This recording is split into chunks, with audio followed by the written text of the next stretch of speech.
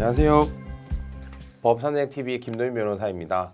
오늘은 저희 사무실로 정말 많이 문의가 오시는 금양임야에 대해서 한번 얘기 나눠볼 텐데요. 네. 금양임야 전문 변호사 허용기 변호사님 나오셨습니다. 네. 안녕하세요. 허윤기 변호사입니다. 네, 변호사님 좀 전에 제가 말씀드렸지만 네. 요즘 들어서 금양임야에 대한 네. 문의 전화가 많이 오고 있습니다. 이전에 저희가 한번 영상을 올린 적이 있었는데요. 네, 그렇죠. 네, 그 부분은 이제 뭐 다른 곳에서도 그렇게 많이 관심이 없고 사례가 많지 않기 때문에 그쵸, 그렇긴 하지만 사실.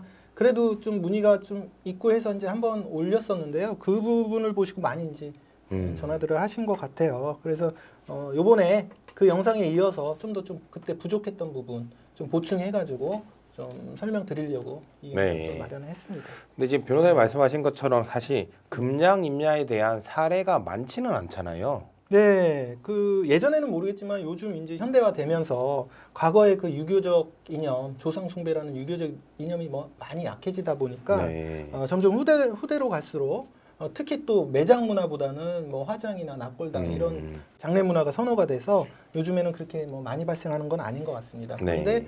아직도 집안에 이제 선산이나 종산을 그 보유하고 계신 분들이 많고 그 묘소에는 아직도 4대, 5대, 뭐 증조, 고조까지 이렇게 분묘들이 있고 관리하시는 분들이 많기 때문에 분쟁이 아직도 계속 있는 것 같고요. 그래서 뭐 이 부분에 대해서 먼저 뭐 제가 구체적으로 설명드리기 전에 그 금양임야를 단독으로 상속받을 수 있는 그 요건에 대해서 우리 김 변호사님이 좀 간단히 설명해 주시면 좋을 것 같습니다. 네. 우리 민법 제1008조의 3에 딱 금양임야와 관련해서 한 조문을 규정하고 있는데요. 이에 따르면 분묘에 속한 1정보 이내의 금양임야와 600평 이내의 묘토인 농지, 족보와 제구의 소유권은 제사를 주재하는 자가 이를 승계한다 라고 되어 있습니다. 여기서 말하는 1정보는 약 3,000평 정도를 말하는 건데요. 이런 금양임야를 단독으로 승계하는 자는 제사를 주재하는 자입니다. 그러면 누가 제사 주재냐? 이거에 대해서 의문이 있었는데요. 이에 대해서 대법원이 2008년에 전원 합의체 판결로 정리를 했습니다. 우선 공동 상속인들 간에 협의가 있으면 그 협의된 자가 제사 주재자가 되고요. 만약 협의가 안 된다면 망인의 장남이 되고 장남이 죽었으면 장손이 되고요. 아들이 없다면 장녀로 제사 주재자가 결정을 하게 되어서 이 부분은 이제 정리가 되었다고 볼 수 있습니다.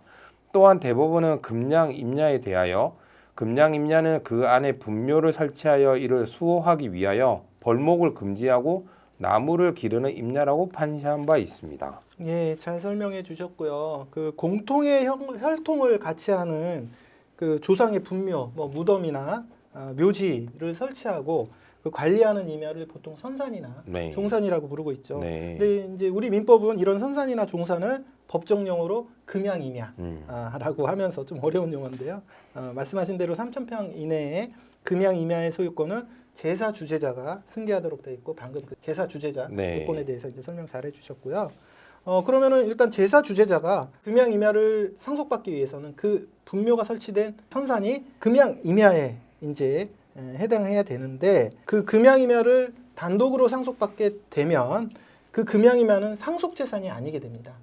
그러니까 피상속인이 남기신 재산 중에 그런 분묘를 관리하는 그 선산이나 종산은 상속재산이 아니라 그 제사 주재자가 단독으로 받게 되는 특별 재산이기 때문에 네. 나중에 상속재산 분할 관계에 있어서도 네네. 제사 주재자의 그 상속분에 영향을 미치지가 않고요. 설령 그 제사 주재자가 상속 포기를 하더라도 그 금양임야는 유효하게 단독으로 취득할 수 있다는 그런 효과가 있습니다.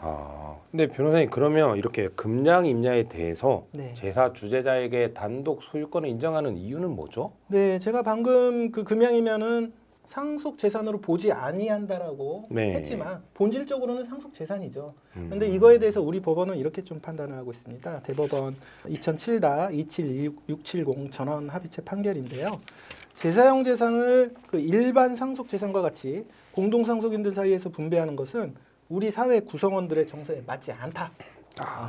그리고 그와 같이 공동 상속으로 할 경우 제사용 재산은 상속을 거듭할수록 분산산일되어 결국 제사용 재산으로서 기능을 할 수 없게 될 것이기 때문에 즉 상속이 여러 번 일어나면은 소유권이 계속 나눠져서 이게 그렇죠. 네. 후손들이 후손들이 많아지니까. 많아지죠. 그래서 일반 상속재산과는 다른 특별재산으로서 일반 상속재산에 관한 그 공동 균분의 법리가 적용되지 않는다고 명확하게 정리를 했습니다. 아, 그렇군요, 선생님. 근데 저희도 사실 상담을 하다 보면 네. 이게 이런 대법원 판결만으로는 이게 금량 임야로 인정이 될지 안 될지 네. 판단이 어려울 때가 많거든요. 네, 맞습니다. 혹시 뭐 금량 임야로 인정되는데 어떠한 점이 고려되어야 되는지 말씀해 네. 주실 수 있으실까요? 네, 이 금양임야 판단에 있어서 가장 중요한 부분이라고 생각이 됩니다. 아까 말씀하신 대로 제사 주재자를 결정하는 방식은 2008년에 네. 상당히 좀 꼼꼼하게 정리를 해 놔서 네. 또 결정하는 방법은 좀 다툼의 여지가 있긴 하지만 상대적으로 좀 괜찮은데요. 네. 이 금양임야 판단 기준에 대해서는 아직도 좀 추상적입니다. 그 기준이. 그래도 뭐 만약에 이제 그 정의 규정에 따라서 분묘가 있고 벌목이 금지되고 나무를 기르면 다 금양임야냐? 그건 아니죠. 네네. 예. 근데 이제 이러한 금양임야와 관련해서 많진 않지만 하급심 판례와 여러 가지 이제 판결된 부분들을 종합해가지고 그 어떤 부분을 고려해야 할지 그 판단 기준을 여러 가지를 말씀을 드려보겠습니다. 첫 번째로는 금양임야 판단의 고려 요소로서 피상속인의 생존 당시 분묘가 설치되어 있어야 합니다. 피상속인 그 사망하셨을 때 그 선산에 묘가 없었다라고 하면 당연히 인정되지 않겠죠. 네. 뭐 돌아가시면서 이 산에 뭐 피상속인을 모시겠다. 그래서 금양임야다. 이건 이제 말이 안 되는 얘기고요. 두 번째는 그 선산에 직계혈족의 묘, 공동선조가 모셔져 있어야 됩니다. 이게 무슨 얘기냐면은 고조부터 증조, 조부, 부모 이렇게 직계혈족이 쫙 모셔져 있어야 되는데 거기에 다른 반계혈족 묘가 있다면 공동선조가 아니기 때문에 한 사람 단독 소유로 하기가 좀 곤란하죠.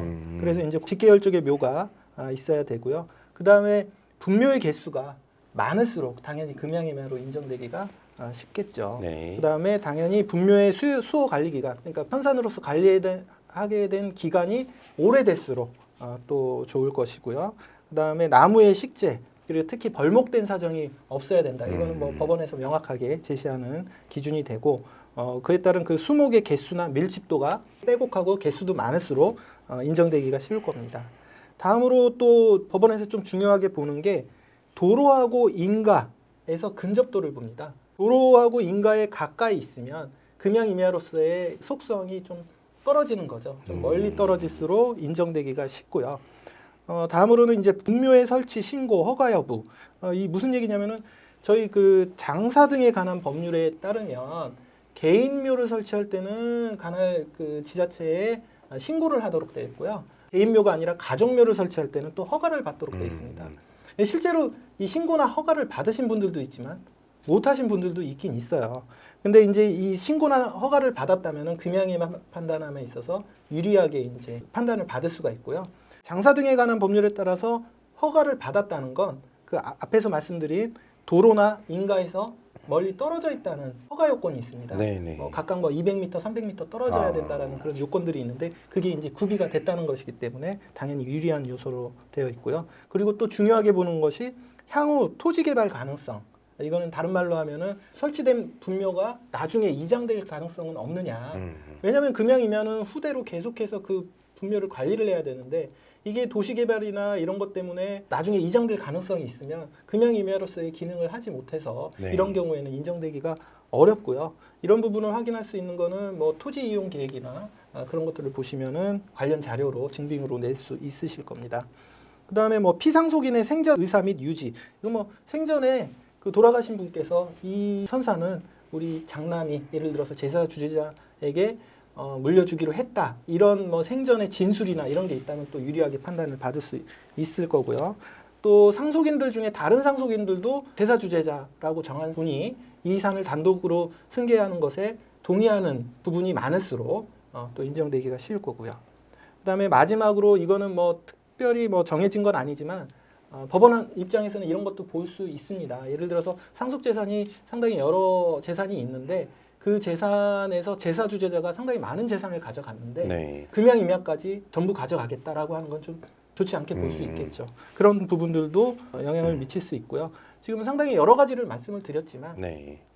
딱 하나의 요건이 있는 것이 아니라 이런 요건들을 다 종합적으로 고려했을 때 제사 주재자에게 이 재산을 단독으로 승계하는 것이 과연 맞는 것인가? 그건 법원에서 판단할 수 있는 부분이라서 이런 부분들 종합적으로 고려해서 판단하시면 될 것 같습니다. 네, 금양임야 전문 변호사님답게 금양임야의 인정 요건에 대해서 구체적으로 말씀을 해주셨습니다.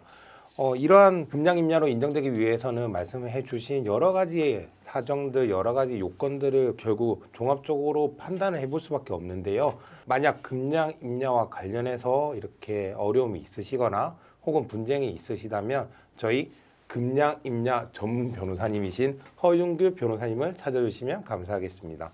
저희는 이제 다음에 또 더 좋은 영상으로 찾아뵙도록 하겠습니다. 감사합니다.